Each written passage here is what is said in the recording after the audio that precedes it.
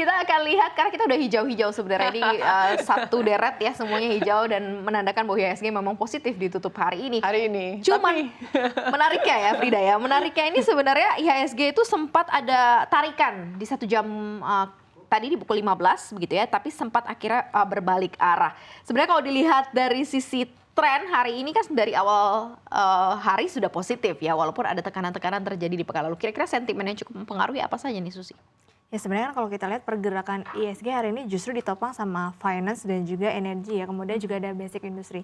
Jadi sebenarnya Maria dan juga Frida kalau kita lihat kan kemarin nih AS ini sudah merilis data inflasi ya. Jadi data inflasinya itu kan meningkat sebesar 3,4% dari sebelumnya 3,1%. Tapi sebenarnya kalau kita lihat sebenarnya inflasi inti dari US sendiri sebenarnya cenderung turun sebenarnya sekitar 3,9% dari periode November, sekitar dari 4% di luar pangan dan juga energi. Jadi sebenarnya kan kalau inflasinya ini masih cukup meningkat, otomatis dolar ini menguat ya. Nah makanya tadi rupiah kita jadi melemah di penutupan perdagangan di hari ini. Kemudian kalau kita lihat juga ini berpengaruh juga terhadap finance juga. Nah kalau kita lihat kan sebentar lagi ini akan rilis laporan kuartal 4 2024. Kalau kita lihat cerminan pada pertumbuhan kredit perbankan di Oktober, kuartal 4 di Oktober, November, dan Desember. Oktober itu sekitar 8,99%, kemudian November itu sekitar 9,74%. Nah ini sebenarnya sudah ada di rata-rata BI di 9 hingga 11%. Nah dari hal ini saja sudah mencerminkan bahwa pertumbuhan kredit ini kan meningkat. Nah otomatis ini hasil dari laba perbankan terutama untuk yang memiliki likuiditas besar terhadap kredit, terutama untuk UMKM, ini nantinya labanya akan lebih besar dibandingkan dengan kuartal sebelumnya. Nah ini yang mendorong sepekan ini justru investor ini atau asing masih mengoleksi saham-saham perbankan. Oke, nah Susi kalau dilihat dari performance secara tadi sudah harian, kalau 1 minggu kan harusnya ada January effect nih ya setiap kali awal tahun. Tapi kalau kita lihat performanya selama 1 minggu justru IHSG turun malah cukup dalam 1,5% secara mingguan. Kira-kira apa yang menyebabkan penurunan IHSG di minggu pertama bulan Januari ini? Ya sebenarnya kan kalau kita lihat di minggu pertama kemarin kan memang ada aksi taking profit ya kemarin kan terutama untuk saham-saham energi. Kemudian kalau kita lihat kan batu bara ini sudah berada di level 120-an lagi, bahkan kemarin turun hingga 4%. Jadi sebenarnya kan kalau turun ini karena ada proyeksi dari EIA sendiri memproyeksikan bahwa batu bara di tahun 2024 itu justru permintaannya turun. Jadi sebenarnya kalau kita lihat kenapa permintaannya turun kan kalau kita lihat kemarin juga China ini kan kondisinya ekonominya masih melemah ya. Kemudian juga diprediksi indeks konsumennya ini akan lebih turun lagi. Kemudian ekspor dan juga impornya ini masih melemah. Karena kan minggu depan juga akan ada PDB dari China sendiri. Jadi ini mendorong untuk harga batu bara ini, apalagi kita sebagai yang ekspor ke China ya, karena kita mitra dagangnya sehingga membuat ekspor kita ini menurun, otomatis juga harga-harga energi ini jadi turun. Kemudian kalau kita lihat EIA itu memproyeksikan bahwa sepanjang tahun 2024 permintaan batu bara itu turun sekitar 15,9%. Nah ini yang mendorong aksi taking profit dari saham-saham energi terutama batu bara. Oke, padahal sebenarnya beberapa saham-saham batu bara ini ada apresiasi lumayan baik ya untuk hari ini ya, kayak Bumi, Indi, Harum ini ada penguatan.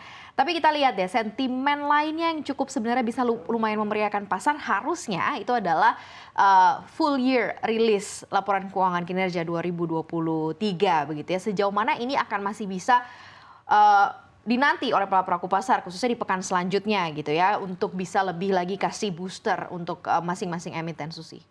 Ya sebenarnya memang ini agak aneh juga ya, dimana kan kalau inflasi terutama dari US, inflasi US kan naik, tapi justru harga emas naik. Biasanya kalau inflasi naik ini justru harga emas turun, tapi ini naik. Nah ini juga kemarin kan kalau kita lihat closing batu bara itu anjlok 4% loh, tapi hari ini justru harga saham-sahamnya malah meningkat nih, dan juga ditambah dengan saham-saham minyak. Kalau kita lihat kan kalau minyak memang hari ini pada perdagangan hari ini komoditas minyak itu WTI dan juga Brent itu naik sekitar 2%, di atas 2%. Jadi memang wajar kalau harga saham minyak ini naik kan kalau kita lihat di mana konflik di Timur Tengah kan kemarin makin berlanjut ya. Justru ini Iran mulai mengacaukan kapal-kapal tanker dari US, Inggris. Nah ini membuat kekacauan di konflik Timur Tengah. Nah ini wajar kalau misalkan memang harga minyak naik. Tapi memang agak sedikit aneh hari ini perdagangan batu bara justru hari ini menguat. Mungkin ini adalah faktor di mana investor ini yakin di kuartal 4 ini justru memang jauh lebih baik dibandingkan dengan kuartal 3 2023 hasilnya. Nah makanya ini mendorong di mana investor ini mulai balik lagi